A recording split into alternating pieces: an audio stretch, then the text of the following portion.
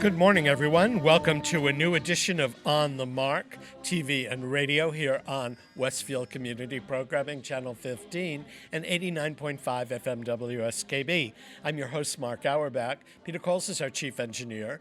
And today, as we're kind of going into the new year, people are making resolutions. How are we going to better ourselves? What do we want to change about our lives? So I drew together three completely different kind of people who could tell you how to get fit, how to eat better, and how to find a new job or work for yourself. Because maybe some of these issues are the things that you might be considering as part of your New Year's resolution.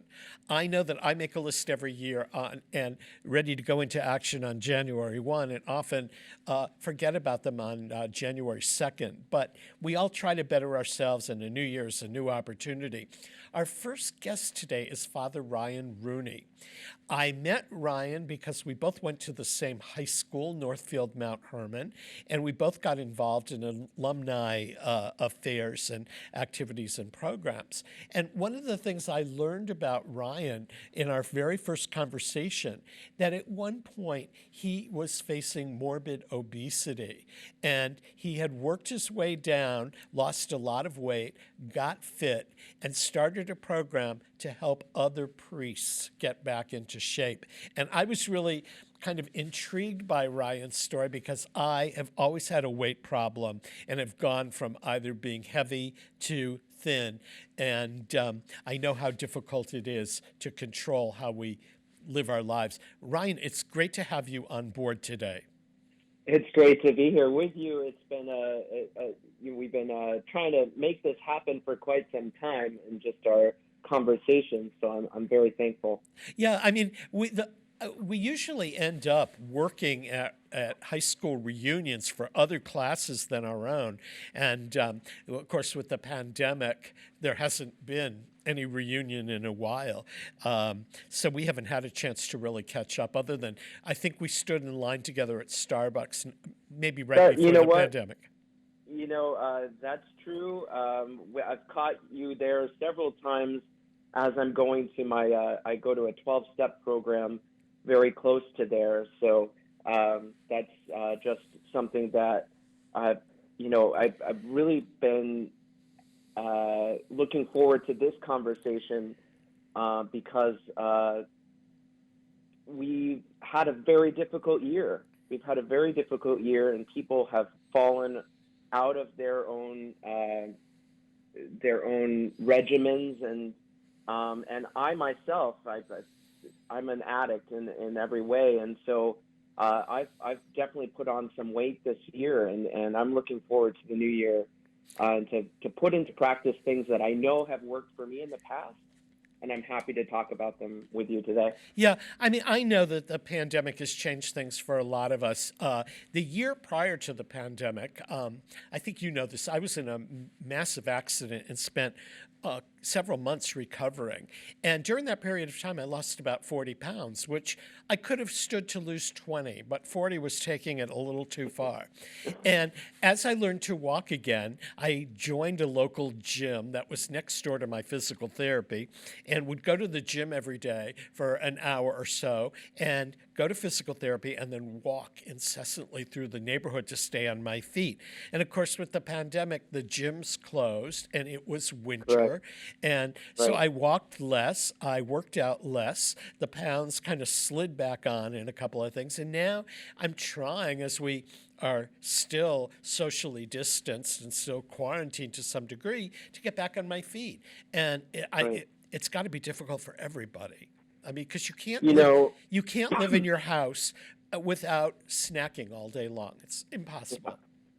Exactly. More and more people, and I've definitely turned to it over the last year, are going to DoorDash or other apps to get their food delivered to their homes, and it's really easy to get right back into old patterns, especially as we isolate. We anyone who's struggled with food or weight and stuff has probably definitely struggled with isolation, and because of the last year, forced isolation has caused many people to give up their fitness routines and their diets. Yeah. So I'm looking forward to redoing it in 2021. Yeah. How did Okay. you get into the situation where you had to go on a serious diet and get reprogrammed, as they say? I had always struggled with my weight up and down throughout my entire life. But I really, when I was ordained a priest almost 10 years ago, I can't believe that. Um, the stress of ministry the first year really got to me, and I started putting on weight rapidly. And at the end of that first year and a half, had gained about 80 pounds from where I was, but that meant I was up around 460 pounds, Oh, wow. which is, insane. And so my bishop at the time asked me to go away to a treatment center. I went out during the middle of winter to Minnesota, and and I lived there for 5 months. I lost 100 pounds with definitely the therapy needed, learning how to eat, learning how to track things, and hitting the gym hard. And then when I came back from that program, I lost another 145 pounds on my own. Was this program a church program, or was this a? It was a rehab center for priests and male religious specifically. Okay. So then you went back and you lost more weight and became a gym fanatic. Yes, in fact, I found a love of spin, and I became a spin instructor, uh, and uh, taught spin to my friends and had a little social media following from that. And that's actually my Instagram handle is Spinning Padre. Right. And So a lot of people have found my love for that through there. and you started a program to help other priests that were having food related issues. That's Uh, right. Back in 2017, I started with New Year's resolution. Really, we started a presentation challenge based off of the Feast of the Presentation on February 2nd. We just put this out there to brother priests, and then our ministry really picked up. We came up with this name, Priest Fit, and so we started amassing this group of priests online who were all interested in sharing their stories and being accountable to each other for their health goals. I would assume that priests, as in any other line of work or any other group of people, have a variety of physical and emotional issues that are best handled and or better treated when you're in a group setting and you can relate to other people who are going through similar kind of experiences. Absolutely, and you look at this year, everyone's seeing on TV and just interviews with healthcare workers and what the stresses that they're under. Priests have the same thing. I have to worry about whether my church is going to shut down soon enough.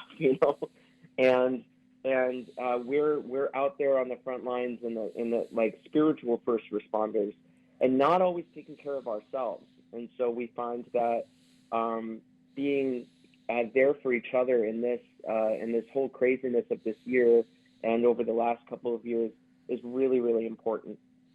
I would assume, I mean, to me, a priest or a rabbi or any spiritual advisor, in many cases, is a first responder because with COVID or with any other serious disease, you want to counsel and console and be there for the patient and the patient's family. And with all the restrictions put in place with COVID, so many people that got it and were hospitalized ended up dying on their own, and the families couldn't visit them or be with them, and they couldn't hold the funerals that they'd want to hold because of restrictions on number of people. It must have taken an incredible toll on you and your colleagues. It definitely has. It's sad when you can't be there for someone else, and then you have to realize, your own health is important in all of it. If you're not going to be healthy for the future, then you can't help them. and my bishop, when he sent me away to this program, this was a couple bishops ago. We're just about to get a new bishop here in the diocese, but my bishop said, "Health is Pepsi," and I was like, "What? You're talking about a sugary drink?" He's like, "No, health is physical, emotional, psychological, spiritual, and intellectual." And if we're not hitting all of those areas, we're not being who we're supposed to be. And definitely all of those areas have struggled for many people. But I have to confess that here's a priest confessing that all of those areas have really been tried in my life over the last year. Well, Ryan, let me ask you a question. You realized at some point you had a weight problem and an eating problem. And did you try all the miracle diets that are marketed out there, or did you once you realized personally you had it, and how did you know that you were in trouble? Well, thankfully I had an intervention, if you will, when my bishop said, "You're going to this program," and I had to say yes. Under obedience, I will go to this program. But I knew I needed something. I knew that I needed a new start, and that was definitely a gift to me. Now that I've struggled over this last year, I'm thinking, those things that I learned, like the accountability, the tracking, the motivation, the goal setting, being realistic, optimistic, and altruistic with my goals.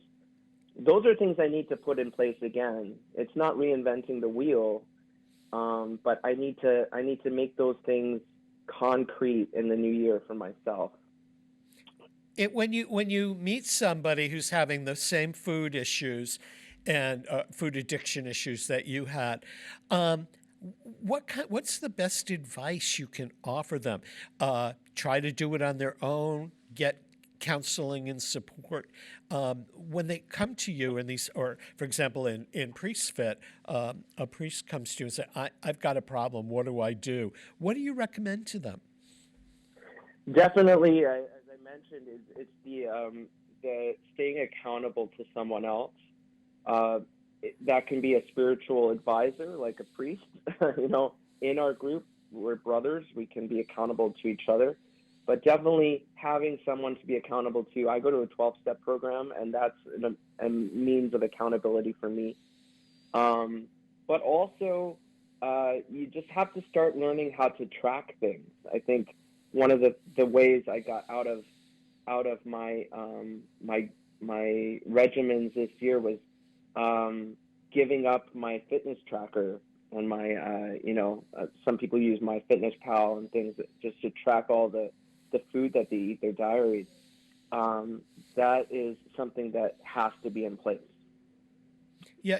So learning how to do those things, how to be accountable to each other, how to make calls, how to reach out. Those are the most important things. Do you calorie count to maintain your weight? Do you try a certain diet, like an Atkins diet or a paleo diet and things like that? Do you take Sure. prescriptions? I mean, for you, what's been the best path to lose the weight? Definitely, I recommend you need to have a team around you. You need to have your doctor in that discussion, or a nutritionist in your discussion. Everybody is different. But the other thing to note is that any diet out there that's going to work is going to work because you're on a calorie deficit. Whether you're outputting in the gym or decreasing your calories in your diet, all of those diets and usually weight loss is mostly diet. Like they talk about 80-90% is your diet itself. Diet just means what you eat. It doesn't mean you're doing, Atkins or you're doing keto or whatever. It means that you are what you're taking in needs to be less than what your body outputs for the day, and that will give you a weight loss over time. Now, I know that you do a lot, you teach spin class and you do a lot of spin. How often are you at the gym? I have not been often at the gym this year because of the shutdowns. I've restarted and everything, but honestly, when you're forced to wear a mask, it's almost impossible to get a really great workout in, especially for cardio. So I haven't taught spin since the beginning of the year, and that's been a really sad thing. Also I'm getting older too. I have a knee issue, and I have to get shots in my knee every 3 months and stuff, and so that's been a difficulty in getting back the rhythm, if you will. Yeah, I mean, I think for all of us, I our gym has reopened, but it's socially distanced, and you have to make an appointment to go. So I have been less inclined to go and inclined to walk more. And as it's getting Right, colder and colder out, I realize that I'm not going to be doing my 2 mile walks every day. It might right. be every other day if there's snow or ice. So it involves a lot. And so I'm trying more than ever to not snack, particularly during the holiday season when cookies are attracted to me and I feel sorry for them, so I eat them, you know? Right, if right. if someone's got a problem and needs to talk to somebody about food addiction or getting back into shape and stuff like that, where are some good resources that you could recommend? I mean, Priest Fit, I assume, is just for people in the clergy, but are there other local area resources that somebody could go to? Definitely, it's one of our traditions in 12-step programs not to name the program that we're part of, but you can definitely do a search for programs that exist, that are out there for people who struggle with food addiction. Um, and there's reaching out to a counselor. That's a great way. If you have a gym that's open and personal fitness instruction is allowed by the state, then definitely getting a trainer is a great way. These days, trainers are definitely moving online, or purchasing a home, home fitness equipment with trainers, available on your screen, your tablets, and things like that. Those are perhaps ways that you could go about it.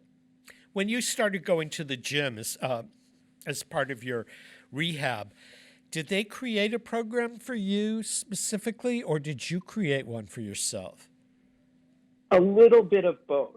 Definitely the when you're an addict, there's a definite uh, commonality between whatever you're struggling with. It doesn't matter if you're an alcoholic or an overeater or a drug addict. There's definitely something that's underlying your addiction that you have to deal with. So that deep group therapy, deep therapy and group therapy is important.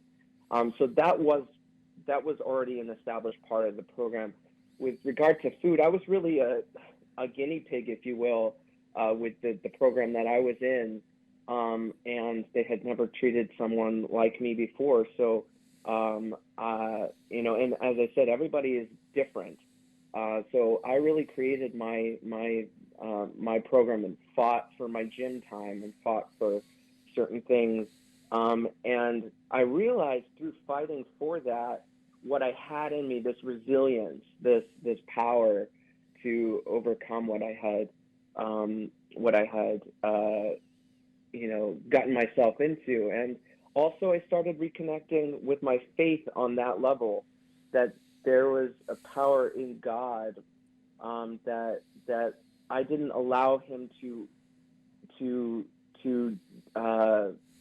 affect in my life before, and I started relying on that. I got to rely on that again. I'm a priest, Yeah. and I say, I do have faith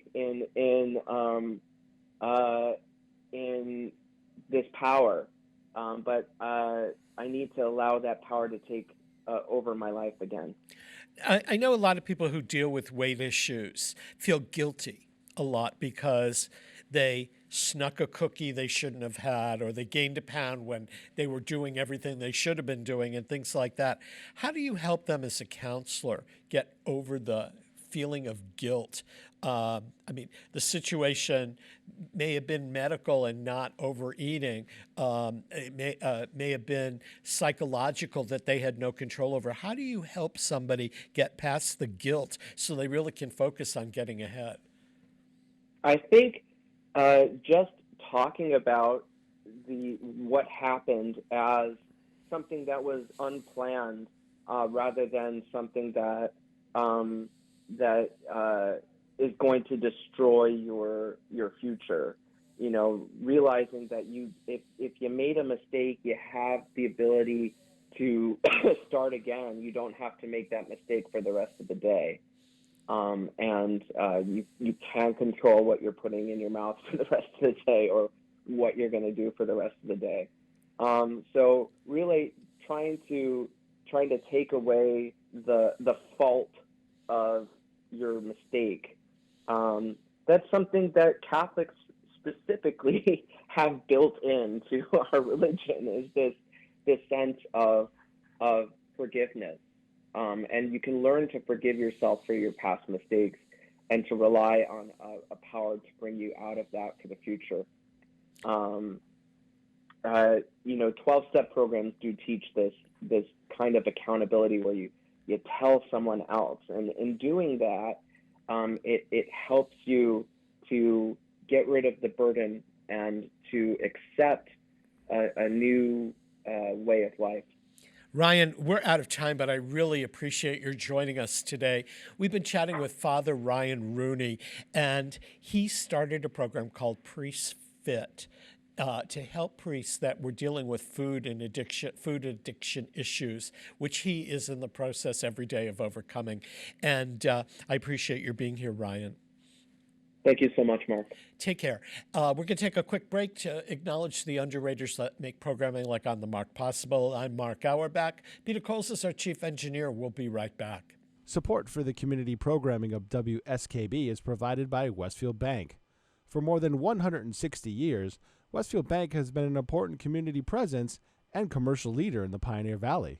With convenient full banking services in Westfield, West Springfield, East Longmeadow, Agawam, Feeding Hills, Springfield, Southwick, as well as Enfield and Granby, Connecticut, visit us on the web at westfieldbank.org. Underwriting is brought to you by Boise Cascade Distribution, providing products and services needed for building material dealers, home improvement centers, and industrial customers. They offer everything from engineered wood and plywood to Drex decking and railing, James Hardie siding, and Advantech subfloor. Located at 33 Fowler Street Extension in Westfield and on the web at bc.com, they are committed to providing quality products, great service, convenience, and value. This is Ken Stomsky from Ken's Den on WCPC 15 and 89.5 FM, Tuesdays, 8 to 10. Community Radio. 89.5 WSKB. Live from Studio 120 at Westfield Technical Academy, this is WCPC Channel 15 and 89.5 FM, WSKB Westfield. Welcome back, everyone, to On the Mark. I'm Mark Auerbach. You are listening to us either on 89.5 FM, WSKB, watching us on Westfield Community Programming Channel 15, or if you missed a part of this program or you want to watch it again, it'll be posted on YouTube on WSKB Community Radio's webpage. Our next guest today, as we look towards New Year's resolutions and trying to live better, is the writer Bess Hochstein. Bess and I met several years ago when we were both working on a project for the Berkshire Film and Media Collaborative, and she was Berkshire-based at the time. We got to be Facebook friends, as most people do, after they've worked on a project. And Bess moved to California and started posting pictures of her garden and the food that she was making as a vegan. And then she came back to the Berkshires this year, and there have been a lot of other postings of food and recipes and all of that good stuff. And I thought, well, gee, if anybody knows how to eat right and live right, it's Bess. So good morning, Bess. Good morning, Mark. How are you? I'm good. How are you? I'm great. It's so good to hear from you. Yeah. I noticed in following all of your food postings that you're vegan. When did you determine or decide that you wanted to be vegan? Well, I went first vegetarian when I was 12 years old. And then in 2001, I was reading more about how animals are treated for the dairy industry and other things that on an environmental basis that made me want to become vegan. So I just took that step in 2001. And did you, as a vegan, do you have to research where you're getting your nutrition from, or is it pretty easy to live effectively and eat correctly if you're not having any animal products? Well, you always read about nutrition and how to get the right amount, of protein, and the vitamin B12 can be problematic for vegans. But I think if you just keep a varied diet, you can get all the nutrition that you need. I've had my blood work done, and I'm missing nothing. I'm not missing calcium or protein or B12. I've got all the nutrients that I need floating around in my bloodstream. Yeah, and I guess you're unique because you grow most of your own food. I wouldn't say most of it, but we did grow a lot in the summer. Obviously, it's a different situation in the winter. And you've had your gardens both in the Berkshires and on the West Coast north of San Francisco. Where is it easier to garden? Well, in our small plot of land that we had in California in Sonoma, we had the shade of a lot of trees, sycamores and redwoods. And so even though we had better weather for gardening there, we didn't have all the sunlight that we needed.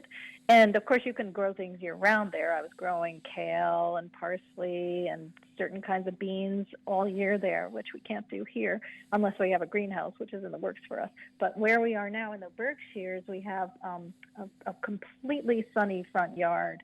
And while when we moved here, there was a little garden, a 500 square foot garden, and thanks to COVID, we had a lot of time to build a bigger garden, another 750 square foot garden on top of that, and it's in full sunlight, and it's amazingly productive. Even yesterday, I went out and picked some kale, believe it or not. Even the snow. Yeah, I was going to say even with the snow and all of that. Obviously, you grew more than you needed for a family your size. Did you become adept at canning and freezing and storing foods? I don't trust myself on the canning thing. I know it's really easy to learn, but I did a lot of freezing. For example, we had so many tomatoes. And for me, the easiest way to do with them is the excess was to roast them in the oven and let them cool, and I put them in Ziploc bags, and I put them in the freezer, and now throughout the winter, whenever we need fresh tomatoes, they're not fresh, but they're tasty. They're actually more concentrated flavor because they've been roasted. We just pull out one of those Ziploc bags, take off the chunk that we want to use, and wow, we've got the taste of our own homegrown tomatoes in December. Same thing with basil. We grind it up and put a little olive oil, and we can either use it just as basil for the flavoring, or we can make pesto out of that and put it on pastas or pizzas.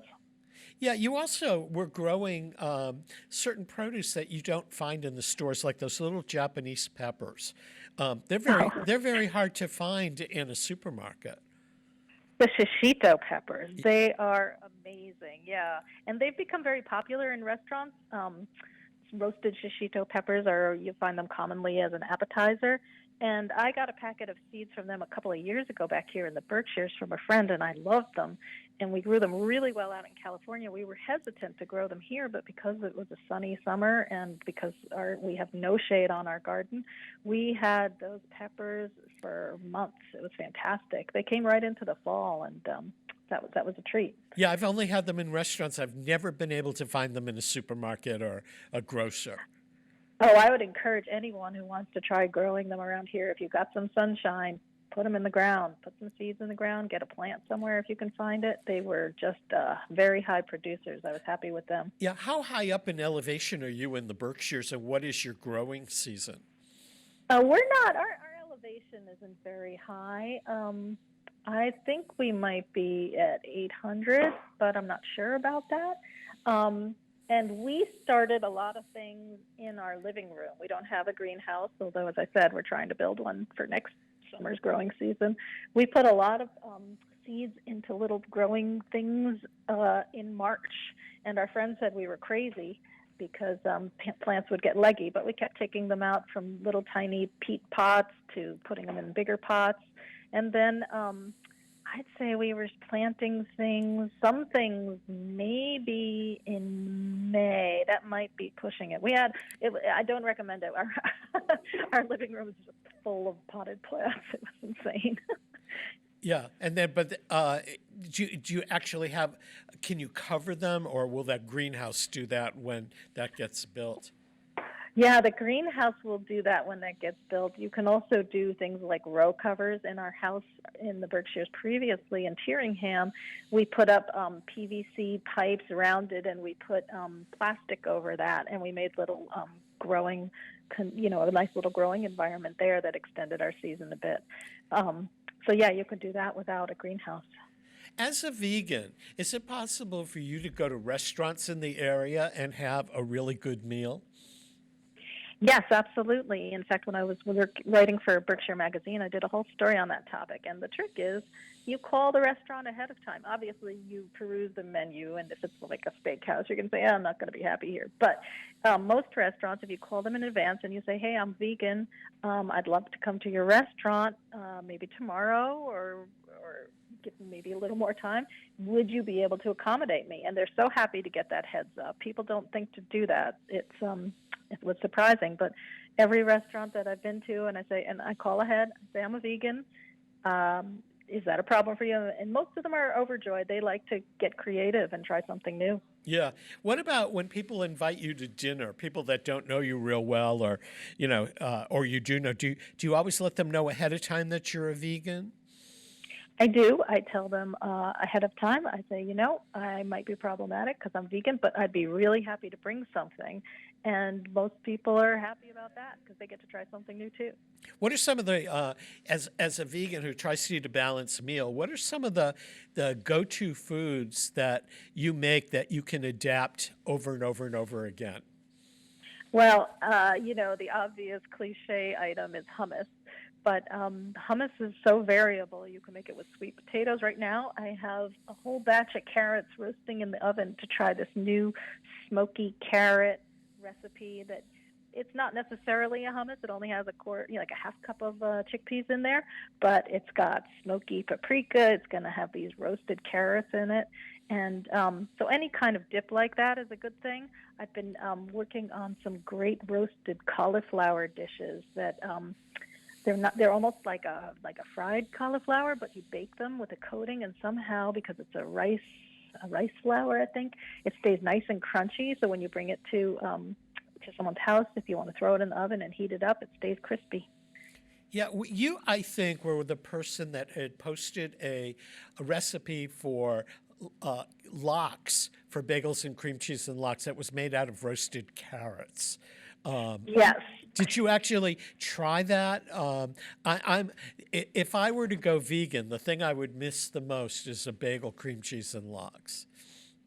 So there's two ways to do this, and I haven't done the second way yet. I've done, of course, the more difficult way, which was you get, one of your oven dishes, and you throw a ton of kosher salt in it, and then you roast the carrots and they bake up, and the salt hardens around them, but it permeates the carrots, and then you slice those carrots really thin, and then you put them in a little marinade and some oil and stuff. I don't make up too many of my recipes. I usually find them on the web, but this came out to a beautiful carrot lox. But there's a simpler one that doesn't involve that whole salting, baking, aging process, and that's on my list of things to try. Yeah, you'll have to let me know how that works out. And how do you where do you go for your vegan cheeses? Oh, so I used to get the most popular brand of vegan cheese is Daiya, Daiya, but I've stopped using them because I found out that they were purchased by a company that does animal testing, so I'm not in line with that. So Mioka cheeses from the West Coast are great, and Violife has great cheese, but lately I've been making a lot of cheeses out of cashew nuts, and they're not hard cheeses, they're more like soft cheeses and dips, but cashews are extremely versatile to make different kinds of cheeses. I make a great Mexican crema with cumin in it, and recently I made a wonderful sort of nacho cheese to put on top of chips and beans, and there is something about cheese that you can't easily replicate, but I'm getting pretty close. Yeah, there is something that you can't replicate, but I've tried some of the cashew cheeses, and if you close your eyes, they taste almost the exact same. They just don't look like the same thing to me. Yeah, and the texture is sometimes a little off, but I did find at the Berkshire Co-op Market a wonderful blue cheese recently. I didn't have a lot of expectation for it, but this was fantastic. It had spirulina in it to give it sort of that blue hue, but it was definitely aged and had some kind of, process that made it, and texture that made it taste really like a blue cheese. I was happy with that one. So if somebody were to consider going vegan and better their diet in the new year, and they came to you and say, hey, Bess, where should I go for information, or what should I do first? What would your recommendation be?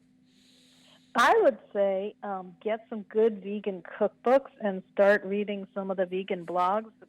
There's so many vegan blogs online, and they're so inspiring. I go to one and I start one recipe, but then they are all showing videos on the side. And I'm like, oh, wait, I got to try that. Or wait, I got to try this one. And there's no lack of information and inspiring recipes. Well, I've got to get less meat. I'm not ready to go vegan, but I've pretty much cut down on my meat and fish consumption. But I see myself moving in your direction, so to speak, over the next couple of years. I just don't think it's something I could do cold turkey. Oh, no, and that's, I wouldn't encourage anyone to do that. You just start adding more vegetables in and subtracting meat. And not everybody, I am a vegan for a bunch of different reasons. I love animals, and I really don't want to harm them. And the more I read about the environmental impact of meat and dairy, I'm confirmed in my decision to be vegan. But I would say just get inspired by recipes. I mean, you've been seeing what I've been posting, and that's been intriguing to you. And as long as people are, seeing, it doesn't have to be this boring diet of just gray foods. It's a vibrant diet, and just you can make delicious things. I don't think of it as giving up things. I think of it as adding new wonderful foods. Well, Bess, thanks for joining me this morning. It's always great to chat with you. We've been chatting with Bess Hochstein, who's a writer, editor, communications strategist based in the Berkshires, who has convinced a lot of us who follow her Facebook postings and know her that moving towards a vegetarian or vegan lifestyle could be a great way to ramp up a better diet for yourself in the new year and maybe make the environment a little bit better in the process. Thanks for being here, Bess. Thanks for having me, Mark. Have a great day. You too. Take care. We're going to take another break to acknowledge our underwriters. When we come back, we'll be chatting with Jeanne Yocum, who publishes the Succeeding in Small Business and wrote the Self-Employment Survival Guidebook, because maybe you want to start over in the new year. Underwriting is brought to you by Boise Cascade Distribution, providing products and services needed for building material dealers, home improvement centers, and industrial customers. They offer everything from engineered wood and plywood to Drex decking and railing, James Hardie siding, and Advantech subfloor. Located at 33 Fowler Street Extension in Westfield and on the web at bc.com, they are committed to providing quality products, great service, convenience, and value. Support for community radio on WSKB provided by Westfield Electroplating. Employing over 140 skilled platers, painters, and technicians, Westfield Electroplating was founded in 1946 and was the first company in the country to achieve National Aerospace and Defense Contractor Program accreditation, proudly maintaining that status for over a decade. Westfield Electroplating provides over 50 quality finishes to meet your corrosion, cosmetic, or performance needs. On the web at www.westfieldplating.com or 413-568-3716. Westfield Electroplating, putting the finishing touches on technology. Join us the third Wednesday of every month with Selectman Joe Didi and his take on everything Southwick. Community Radio. 89.5 WSKB. Live from Studio 120 at Westfield Technical Academy, this is WCPC Channel 15 and 89.5 FM WSKB Westfield. Welcome back, everyone, to On the Mark. I'm Mark Auerbach. Peter Coles is our chief engineer today. And our next guest is Jeanne Yocum, the author of the Self-Employment Survival Guide. And she's also the publisher of the very popular website, Succeeding in Small Business. The reason I asked Jeanne to come on board is so many people have been furloughed or laid off at work during the pandemic, or they're still working and they're incredibly bored. And some of them say, hey, maybe I could go work for myself. And every time I think about that, I think of chatting with Jeanne Yocum because she's got all the best strategies for going out on your own or starting a small business or finding your dream job, doing something you really want to do. So, Jeanne, always a pleasure to chat with you. Nice to be here with you, Mark, as always. Yeah, we got a chance to chat earlier in the spring on a special series we produced here called How We're Doing, which was kind of it started out as a 2-hour-long program and ended up being 10 one-hour specials, how people were coping with the pandemic. And you had brought up at the time, if you'd been furloughed or laid off and you weren't sure what your next direction might be, maybe it's time to start thinking about going off on your own. And I've thought about it. I've heard people do it over the course of the summer, particularly in the arts community where people were laid off in droves and furloughed. I've had on this program an actor who started a cookie business, baking cookies from her house, and it's become extremely successful. Of course, she'll go back to acting when those opportunities emerge. And another actor who started recording songs for people. They were called Corona covers, and he would donate a part of the fee to nonprofit, but what he did was you requested a song, he programmed it and played it and posted it to YouTube, and then kept part of the fee, and then part went to the nonprofits. He thought he'd do maybe 20 or 30, but he's done over 200. So he's got another little side business going until his acting opportunities come back. So, Jeanne, if somebody is thinking of something what they want to do and they're going to make a New Year's resolution to go off on their own, where do they start? Well, this economic downturn offers challenges the previous ones did not. In terms of one of the first things you want to do when you're starting up your own business, whether you're offering a service or a product, particularly if you're going to do it pretty much locally, is to get out and network. And, of course, how do you get out and network when we're shut inside because of the pandemic? So you just have to research around. I know that the Northampton Chamber and the Springfield Chamber are having every month several virtual events that you can go online and start to meet people and get the word out about what you're doing. And, of course, you have to social media like crazy to turn that into a verb. You just have to work your self, night and day to get the word out somehow, because you're challenged if you can't go out and start talking to people and meeting people and having coffee with people the way you normally would do when you're starting up a business. Yeah, I noticed that on LinkedIn, for example, where most people go if they're looking to make business-related contacts. There are some networking groups that are starting, like Zoom meetings or Zoom happy hours and stuff like that. So there is a way, if you're stuck at home, to network where you can. And a lot of them have message boards, a lot of these places, where, they're messaging about a particular topic, and you can throw your hat in the ring and offer some, opinions or some advice and such like that, and start to network with other people. And no matter how at home we may be, it's always good to stay in contact with the people that you do know, either an email or a Zoom coffee or a Facebook message using instant messenger or something like that. So the options are there, but it's just harder. Right. And in addition to the linked up groups, that some of them are doing virtual things, there are also local Facebook groups and meetup groups on meetup.com that you can find a group that is pertinent somehow to what you're doing and just become as active as you possibly can. But always make sure that you're offering value, knowledge of some sort. People get turned off if you just sell constantly. Yeah, you're right about that. Not to oversell. Right. Because I've seen people make that mistake, and the next thing you know, they're being unfollowed because it's just they never give. They're just asking people to give to them and so forth. So you have to be careful about that.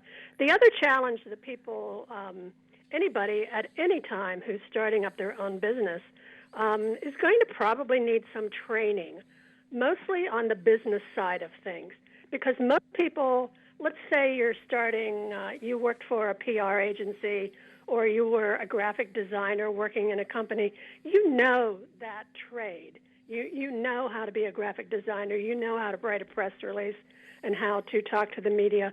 But you might not know how to run the business end of your business, how to, sending out invoices, how to price what it is that you're selling and so forth. So people need to get up to speed on that type of thing. And fortunately, there's so much educational stuff that's online right now through community colleges. And because it's virtual, you're not limited to the community colleges just in your area. You can take a course or a workshop for someplace, a community college anywhere. And then also check in with your own alma mater. I got my master's in journalism from Boston University, and I will tell you they had been doing a good job previously in terms of having good webinars and so forth for people, their career development folks. When my book came out, I did a couple of webinars for them, but they have really, really cranked it up during the pandemic, and they're having stuff every week. And of course, if it's your alma mater, it's free. That's right. So Also, it's just there for you. Also, the small business development corporations across statewide, there's one in Massachusetts, there's one in Connecticut. They offer a lot of networking opportunities and programming opportunities that you can go to. And their advice is generally free. It's part of the Small Business Association. We've had Keith Gerard from the Berkshire or Massachusetts Small Business Development Council's Berkshire branch on this program before. And they offer a variety of free instructional things, and they'll even help you develop a business plan. The only thing is you either have to work in Massachusetts or plan to locate your business in Massachusetts to participate. So you could, if you were living in Connecticut, go to their state one, or living in New Hampshire or Vermont, and it's free. So yes, and every state has one of those, as I understand it. Yeah, they do, and so you can just look it up online and make your inquiries. But they sponsor, Chambers of Commerce sponsor learning programs. I had a young man who wanted to work for my company that I unfortunately didn't have a job available for him, and he wanted to learn to take public speaking and speak better. And Springfield Technical Community College has a public speaking course online that he can take, and it's on Zoom, and he can learn to make his presentations. And as far as I feel, if you can present yourself well on Zoom, you can do it in real life. Right, and learning how to use Zoom appropriately and so forth is another important part of this, because I'm using Zoom mostly for lifelong learning kinds of things, but you do run into people who just don't know how to use it. They don't know how to use all the little tools that are on there and so forth. And yet you have to become conversant with all of this stuff, because one of the most important things when you're starting a new business, and particularly if you're doing it during an economic downturn, is you have to make certain that you are always putting your best foot forward, because you're not getting a second chance in this kind of economy. Anytime you have a chance to get up in front of a group, whether it's on Zoom or eventually after we're all vaccinated and things go back to whatever the new normal is going to be, you need to have that skill in your skill kit. Yeah, I mean, your Zoom presentation doesn't have to be super Hollywood. No. But, I got to say, Jeanne, every time I Zoom so much because I've got national clients. And beforehand, we would have conference calls, or I would go into New York and meet them kind of thing. But with the Zoom, I become so self-conscious about what I look like on camera or how my house looks. It's right. like if there's stuff lying around. And there was this salute to Stephen Sondheim, the Broadway composer, on his 90th birthday. It was a concert, and it was on Zoom. And famous people like Mandy Patinkin and Bernadette Peters and Patti LuPone were singing his songs from various parts of their house. And all of a sudden I realized my basement doesn't look like that. My kitchen doesn't look like that. And so it added this entire new level of what works and what doesn't work for Zoom. Right, and lighting. Lighting is essential. I'm part of a book group on Zoom for our local library, and unfortunately the person who's the presenter, the librarian, she has terrible lighting, and I keep thinking I need to tell her that, because you can't see her, and she's the leader of the group. So look at your lighting, and is your audio working well, and so forth, because there's some people, for whatever reasons, they just don't get the technology, and there are echoes and all kinds of stuff. But anyway, these are not the major things if you're starting out a new business, but it is important, as I always say, to when the economy's down and people and companies that you want to work for are watching every dollar that they have to spend, and there are many people out there who might be offering something that is similar to what you're offering, you have to make yourself stand out in some way. And you can't afford little baubles here and there. Yeah, you have to know yourself and your capabilities, and you have to know your competition in order to assess whether you can do it. Your book, The Self-Employment Survival Guide, offers so much insight. It's basically a how-to open your own business. I know the book is a big hit everywhere. Where can people get it? Obviously on Amazon and on Barnes & Noble online, and in your independent bookstores also. I moved down here to Raleigh, or to Durham rather, from the Pioneer Valley a few years ago, but our bookstore down here, our independent bookstore in Durham carries it and so forth. So it's pretty easy to get. There's also a Kindle version and there's an audio version.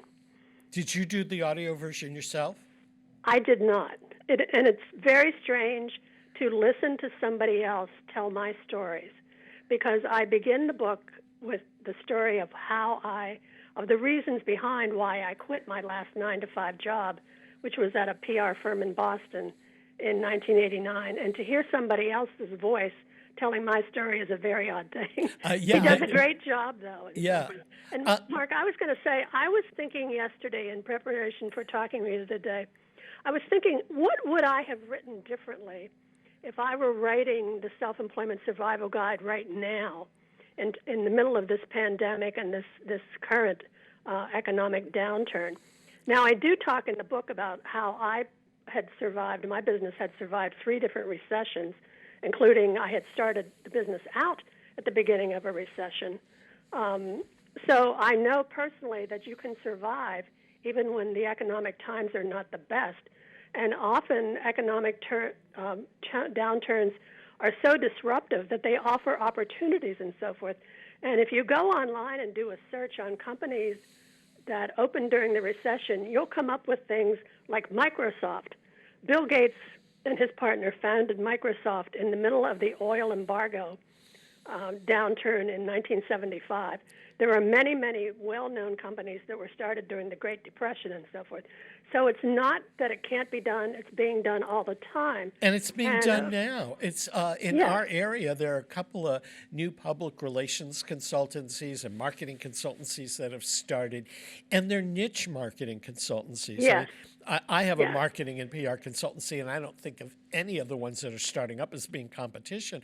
But when you say changing course, a lot of my clients were in the performing arts or media industries. The performing arts, my major client was the Capitol Steps, which shut down all their performances on March 11th, and they have. And we miss them.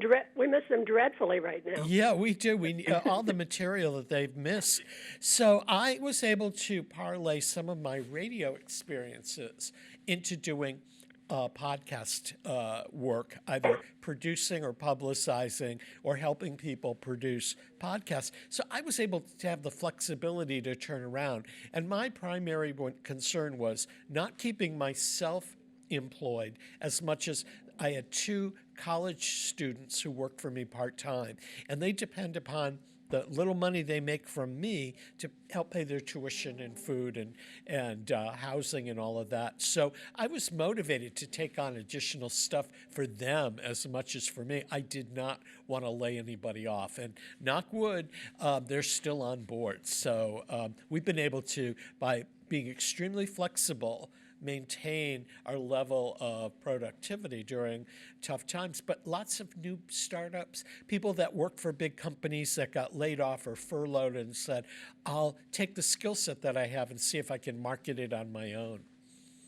Right, and there are, I'm sure there are people who right now, I saw last week there were over 750,000 new people applied for unemployment. That's a huge number. And those people and the ones who are coming in following weeks, the beginning of the year, and once their unemployment payments run out, they're going to be looking for something to do.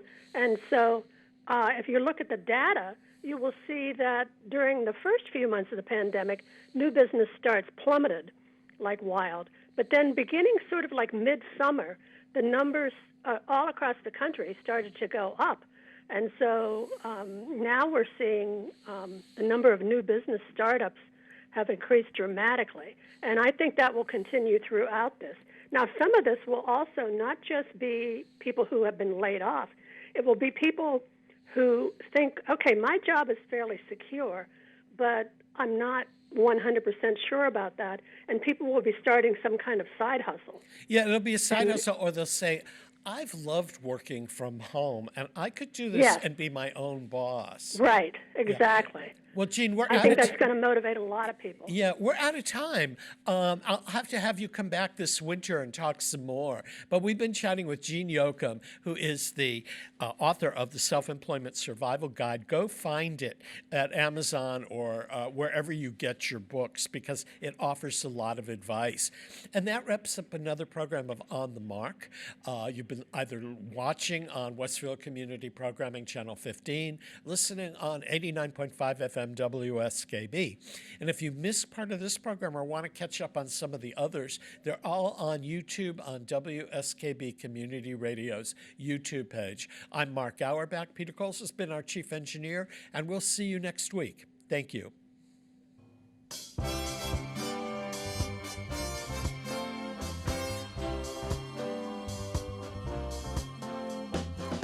Everybody look around, because there's a reason to rejoice, you see. Everybody come out, and let's commence to sing joyfully. Everybody look up, and feel the hope that we've been waiting on. Everybody's glad, because the sight and fear and dread is gone. Freedom, you see, has got a heart singing so joyfully. Just look above, look to yourself to check it out. Can you feel a brand new day? Can you feel a brand new day? Can you feel a brand new day? Can you feel a brand new day?